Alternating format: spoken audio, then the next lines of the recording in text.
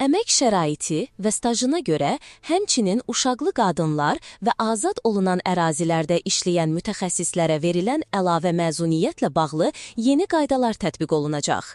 Yeni Sabah xəbər verir ki, sözü gedən şəxslərə istifadə etdikləri əlavə məzuniyyətə görə kompensasiya veriləcək.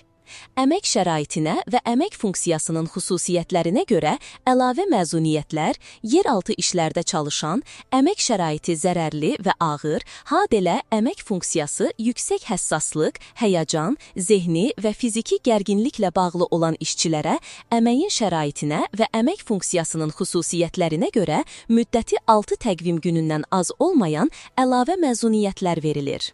Əmək stajına görə əlavə məzuniyyətlər. Əmək stajından asılı olaraq işçilərə 5 ildən 10 ilədək əmək stajı olduqda 2 təqvim günü, 10 ildən 15 ilədək əmək stajı olduqda 4 təqvim günü, 15 ildən çox əmək stajı olduqda 6 təqvim günü müddətində əlavə məzuniyyət verilir. Uşaqlı qadınların əlavə məzuniyyətləri. Əsas və əlavə məzuniyyətlərin müddətindən asılı olmayaraq, 14 yaşınadək 2 uşağı olan qadınlara 2 təqvim günü, bu yaşadək 3 və daha çox uşağı olan və ya əlilliyi olan uşağı olan qadınlara isə 5 təqvim günü müddətində əlavə məzuniyyət verilir. İşğaldan azad olunmuş ərazilərdə işləyən mütəxəssislərin əlavə məzuniyyəti. İşğaldan azad olunmuş ərazilərdə işləyən mütəxəssislərə əsas və əlavə məzuniyyətlərin müddətindən asılı olmayaraq 5 təqvim günü müddətində əlavə məzuniyyət verilir.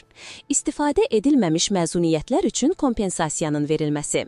Hazırda qüvvədə olan qanunvericiliyə görə yuxarıda nəzərdə tutulmuş əlavə məzuniyyətlərə görə kompensasiya verilmir.